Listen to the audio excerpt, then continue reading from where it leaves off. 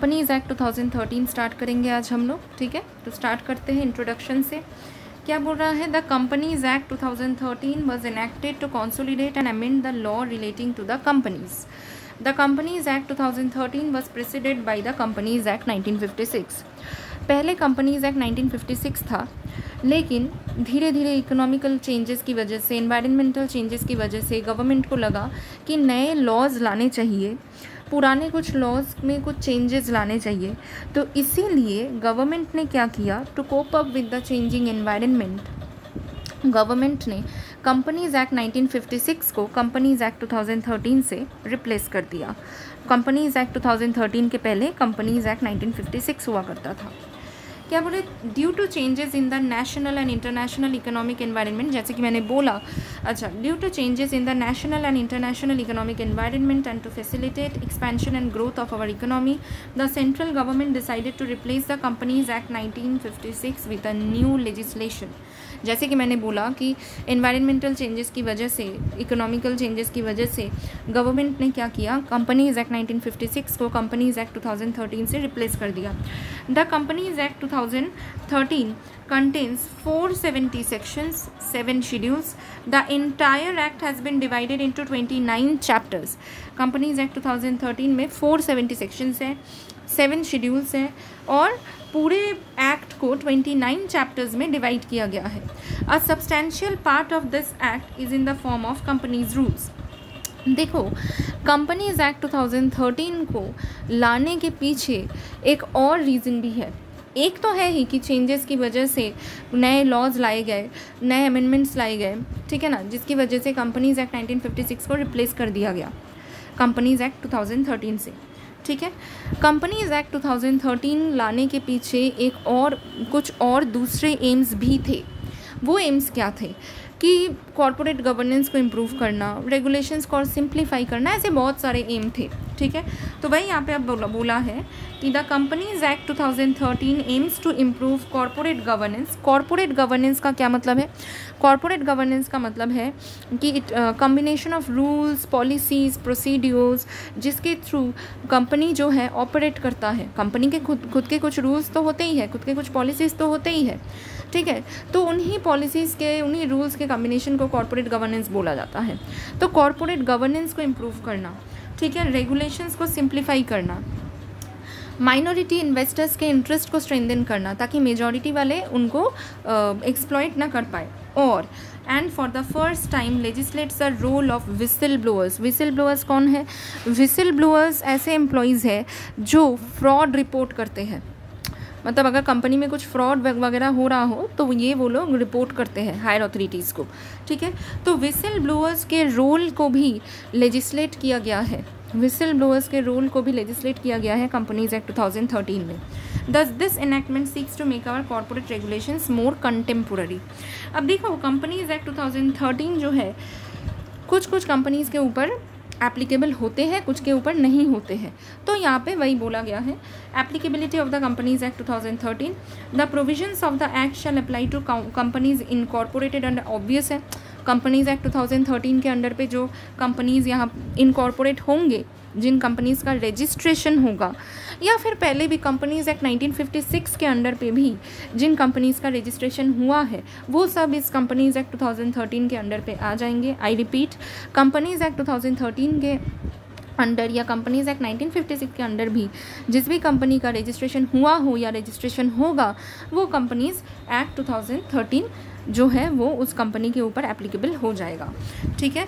तो वही यहाँ पे बोल रहा है पहला पॉइंट कि companies incorporated under this act और under any previous company law के ऊपर कंपनीज एक्ट 2013 एप्लीकेबल होगा। Insurance company except where the provisions of the said act are inconsistent with the provisions of the insurance act. अब यहाँ पे एक exception है, देखो बहुत सिंपल, कंपनीज एक्ट 2013 या कंपनीज एक्ट 1956 के अंडर पे रजिस्ट्रेशन है, तब तो कंपनीज एक्ट 2013 के प्रोविजंस तुम्हारे कंपनी के ऊपर एप्लीकेबल होगा ही।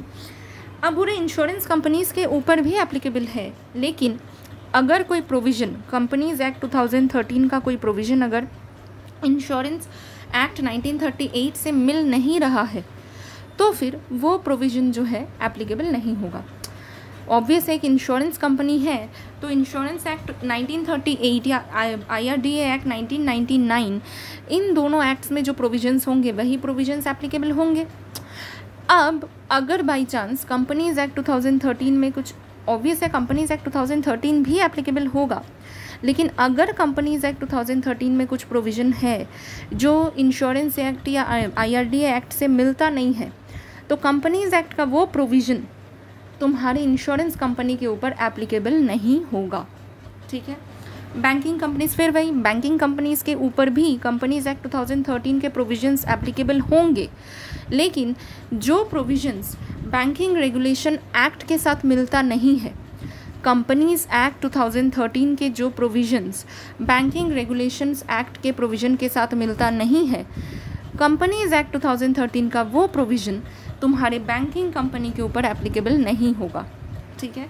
तो क्या बोल रहे हैं, banking companies except where the provisions of the said act are inconsistent with the provisions of the banking regulation act 1949, companies engaged in the generation और सप्लाई ऑफ इलेक्ट्रिसिटी, फिर वही कि इलेक्ट्रिसिटी का कोई इलेक्ट्रिसिटी सप्लाई वाला company है तो उसके ऊपर भी कंपनीज एक्ट 2013 के प्रोविजंस एप्लीकेबल होंगे। लेकिन अगर कंपनीज एक्ट 2013 का कोई प्रोविज़न ऐसा है जो कि इलेक्ट्रिसिटी एक्ट से मिलता नहीं है, तो कंपनीज एक्ट 2013 का वो वाला प्रोविज़न तुम्हारे इलेक्ट्रिसिटी सप्लाई कंपनी के ऊपर एप्लीकेबल नहीं होगा।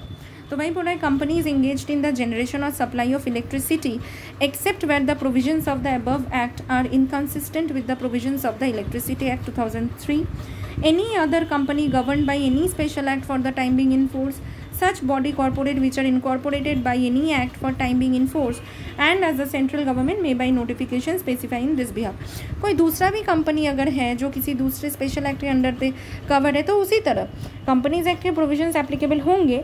लेकिन अगर कंपनीज एक्ट 2013 का कोई भी प्रोविज़न तो उस स्पेशल एक्ट के प्रोविज़न से मिलता नहीं है, तो फिर कंपनीज एक्ट का वो वाला प्रोविज़न तुम्हारी कंपनी के ऊपर एप्लीकेबल नहीं होगा। ठीक है। या फिर कोई भी दूसरा बॉडी कॉर्पोरेट किसी भी दूसरे एक्ट के अंडर पे क्यों ना इनकॉर्पोरेटेड हो, उसके ऊपर भी कंपनीज एक्ट एप्लीकेबल होगा। ठीक है। या सेंट्रल गवर्नमेंट अगर notification by way of notification अगर नोटिफाई करे कि तुम्हारी कंपनी के ऊपर कंपनीज एक्ट 2013 एप्लीकेबल होगा तो वो भी होगा। ठीक है। अच्छा, आगे बढ़ते हैं। अब हम लोग company meaning and its features अब हम लोग देखेंगे।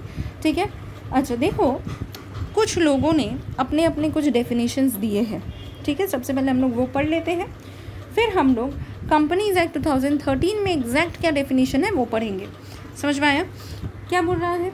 मीनिंग में, according to chief justice Marshall, a corporation is an artificial being, invisible, intangible, existing only in contemplation of law. जो चीफ जस्टिस मार्शल है उन्होंने क्या बोला कि कॉर्पोरेशन जो है वो एक आर्टिफिशियल बीइंग है। ये तो हम लोगों को भी मालूम है, हम लोग 11-12 से पढ़ते आ रहे हैं, है ना, कि कंपनी जो है ये क्या है, it is an artificial person. अच्छा, इनविजिबल है, इनटेंजिबल है, हम लोग देख नहीं पाते हैं, छू नहीं पाते हैं, जो कि सिर्फ और सिर्फ लॉ के थ्रू क्रिएट किया जाता है। Being a mere creation of law, it possesses only those properties which the charter of its creation confers upon it, either expressly और as accidental to its very existence. अब क्योंकि it is an artificial person created, ये मेरा तुम्हारा कहना नहीं है, ठीक है ना, ये चीफ जस्टिस मार्शल ने बोला है कि क्योंकि ये तो सिर्फ लॉ के थ्रू क्रिएट किया गया है, it is an artificial person which is created by law, इसीलिए इसके वही प्रॉपर्टीज़ होंगे जो कि as per law, as per documentation जो कि कंपनी के प्रॉपर्टीज़ बताए गए हैं, सिर्फ वही प्रॉपर्टीज़ कंपनी के प्रॉपर्टीज़ होंगे। फिर क्या बोल रहा है? In the words of professor हैनी, company is an incorporated association which is an artificial person created by law having a separate entity with a perpetual succession and a common seal. This definition sums up the meaning as well as, अब देखो इनका जो definition है ये companies act 2013 के under पे company को जैसे डिफाइन किया गया है उसके साथ पूरा मिलता है। उन्होंने क्या बोला कि it is an artificial person that is created by law, जिसका एक सेपरेट लीगल एंटिटी होता है। एक एक करके हम लोग जब कैरेक्टरिस्टिक्स पढ़ेंगे तब इन चीज़ों को भी हम लोग जानेंगे। जिसका perpetual succession means permanent existence होता है। मेंबर्स में come and go but the company will go on for ever, जब तक कि मेंबर्स जो है, जो लोग एग्जिस्टिंग मेंबर्स रहेंगे, जब तक वो लोग आपस में कंपनी को वाइंड अप करने का डिसीजन नहीं लेते हैं तब तक। ठीक है। This definition sums up the meaning as well as features. अब हम लोग पढ़ेंगे कंपनीज एक्ट 2013 में कंपनी को कैसे डिफाइन किया गया है। क्या बोला, however the act defines the term company a bit differently. Section 2/20 of the companies act 2013 defines the term company. ठीक है, अच्छा, कंपनीज एक्ट 2013 में सेक्शन 2/20 में कंपनी को डिफाइन किया गया है। Company means a company incorporated under this act और under any previous company law. Company का मतलब क्या है, कंपनी जो कि या तो कंपनीज एक्ट 2013 के अंडर पे रजिस्ट्रेशन किया है या फिर जिसका रजिस्ट्रेशन पहले ही किसी दूसरे, मतलब कंपनीज एक्ट 1956 के अंडर पे भी जिसका रजिस्ट्रेशन किया गया हो वो भी कंपनी कहलाता है। As we shall progress under the chapter the meaning of the term company shall be understood. अब हम लोग एक एक करके फीचर्स देखेंगे। देखो, सबसे पहला फीचर क्या है, सेपरेट लीगल एंटिटी। ये और भी ज़्यादा डिस्क्राइब किया गया है, मैं पहले यहाँ पे नट शेल में तुम लोगों को पहले बता दूँ। देखो, सबसे पहला फीचर क्या है, सेपरेट लीगल एंटिटी। मतलब इस पॉइंट का मतलब है कि तुम्हारे कंपनी का एक सेपरेट आइडेंटिटी होता है। समझ में आया। सपोज़ कि एक कंपनी है ए लिमिटेड, ए लिमिटेड में एक्स वाई जेड ये सब मेंबर्स है, ठीक है। लेकिन ए लिमिटेड सेपरेट लीगल एंटिटी का मतलब है कि ए लिमिटेड के नाम पे किसी दूसरे कंपनी के ऊपर केस किया जा सकता है या फिर कोई दूसरा कंपनी, यहाँ तक कि कोई दूसरा इंसान ए लिमिटेड के ऊपर केस कर सकता है, ठीक है, मेंबर्स के ऊपर नहीं। समझ में आया। सेपरेट लीगल, हाँ, लेकिन ये लॉ हमेशा एप्लीकेबल नहीं होता। ये और भी बहुत सारी चीज़ें हैं, आगे जाके तुम लोग सीखोगे एक एक करके। मैं जब चैप्टर में डिटेल में जाऊंगी तब बताती जाऊंगी। फिलहाल मैं सेपरेट लीगल एंटिटी का मतलब बता रही हूँ कि इसका क्या मतलब होता है कि कंपनी का एक अपना आइडेंटिटी है। मतलब कंपनी अपने नाम से किसी दूसरे के ऊपर केस कर सकता है या कोई दूसरा कंपनी के ऊपर ए लिमिटेड के ऊपर केस कर सकता है, ना कि उसके मेंबर्स के ऊपर। हाँ, मेंबर्स फ्रॉड करे वो बात की बात है, मैं बार बार बोल रही हूँ, ठीक है। सेपरेट लीगल एंटिटी का ये मतलब होता है कंपनी अपने नाम से किसी दूसरे के साथ कॉन्ट्रैक्ट कर सकता है, कोई दूसरा कंपनी के साथ कॉन्ट्रैक्ट कर सकता है। जैसे मैं बताऊं, जैसे कि बीच में एक सुनने को मिला था कि जियो जब आया था नया तो एयरटेल ने जियो के ऊपर केस कर दिया था। समझ में आया। ये बोल के कि जियो की वजह से उनका बहुत नुकसान हो रहा है, जियो ने पॉलिसी ठीक नहीं अप्लाई किया, ठीक है ना। तो क्या एयरटेल वालों ने अंबानी के ऊपर केस किया था? नहीं, एयरटेल वालों ने क्या किया, जियो के ऊपर केस किया। क्यों? क्योंकि जियो एक कंपनी है जिसका एक सेपरेट लीगल एंटिटी है। तो वही कि कंपनी का सेपरेट लीगल एंटिटी होने का मतलब है कि कंपनी के ऊपर केस कर सकते हैं, कंपनी किसी और के ऊपर केस कर सकता है, कंपनी अपने नाम से किसी के साथ कॉन्ट्रैक्ट कर सकता है। समझ में आया। परपेचुअल सक्सेशन, इसका क्या मतलब है, मतलब मेंबर्स का डेथ हो जाए फिर भी कंपनी चलता रहेगा जब तक कि एग्जिस्टिंग मेंबर्स जो है वो लोग कुछ आपस में डिसाइड करके कंपनी वाइंड अप ना करे या लॉसेस की वजह से कंपनी बंद ना हो जाए। लिमिटेड लाइबिलिटी, ये भी है, हम लोग जब पढ़ेंगे डिस्क्रिप्शन तब और अच्छे से समझेंगे। लिमिटेड लाइबिलिटी का मतलब क्या है, देखो आज सपोज़ कि एक्स है और वाई है, दोनों दो इंसान हैं, दो दोस्त हैं, दोनों गए अपना अपना बिजनेस स्टार्ट किया। एक्स ने अपने बिजनेस को कंपनी में कन्वर्ट नहीं किया, एज अ सोल प्रोप्राइटरशिप वो चलाता है, ठीक है। वाई ने जो है अपने कंपनी को इनकॉर्पोरेट करवा दिया। अब वाई के पास हो गया लिमिटेड लाइबिलिटी, एक्स के पास लिमिटेड लाइबिलिटी नहीं है क्योंकि एक्स का कंपनी नहीं है।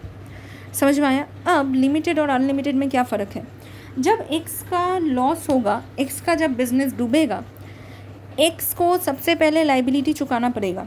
क्रेडिटर्स आके अगर एक्स को पकड़ेंगे, ठीक है, और अगर बाई चांस एक्स कोर्ट भी पहुंचा बचने के लिए कि मेरे पास इतना पैसा नहीं है, मैं क्रेडिटर को पेमेंट नहीं कर सकता, फिर भी कोर्ट जो है एक्स को ही बोलेगा कि तुम अपना प्रॉपर्टी बेचो ज़रूरत पड़े तो, और क्रेडिटर्स को चुकाओ। समझ में आया। लेकिन दूसरी तरफ वाई का जब बिज़नेस डूबेगा, जब कंपनी डूबेगा, तब क्या होगा, वाई के ऊपर अगर क्रेडिटर्स आके क्लेम भी करते हैं, फिर वाई जाएगा कोर्ट। वाई को तब कोर्ट बोलेगा कि अगर लिमिटेड बाई शेयर्स है तो जितना भी अनपेड अमाउंट है वो तुम दे दो, बाकी क्रेडिटर्स को पैसा नहीं मिलेगा, ठीक है। और अगर लिमिटेड बाई गारंटी है तो एक एक मेंबर ने जब एक एक मेंबर ने जब मेंबरशिप लिया था तब उन्होंने जो अमाउंट गारंटी दिया था कि जब कंपनी बंद होगा तब हम लोग ये अमाउंट पे करेंगे, तो कोर्ट तब बोलेगा कि ठीक है, जितने मेंबर का जितना भी गारंटीड अमाउंट है वो पे कर दो, बाकी का पैसा क्रेडिटर को फिर नहीं मिलेगा। समझ में आया?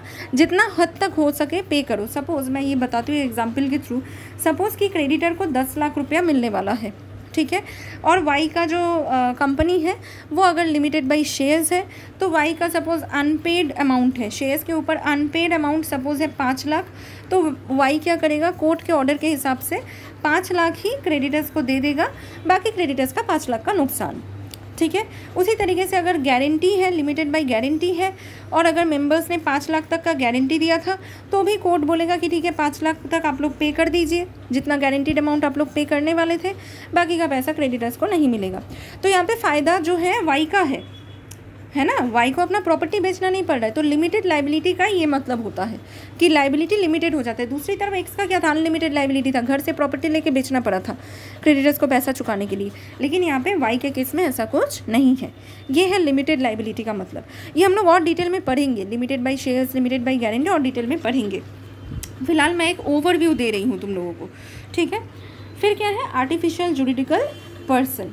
देखो जैसे कि मैंने बोला कि कंपनी जो है ह्यूमंस के साथ कंपनी के नाम पे काम किया जा सकता है, कोई कॉन्ट्रैक्ट किया जा सकता है, यहाँ तक कि कंपनी के नाम पे केस किया जा सकता है, ठीक है ना, या फिर कंपनी के ऊपर कोई आके केस कर सकता है। तो वही बोल रहे हैं company can act through human agency only.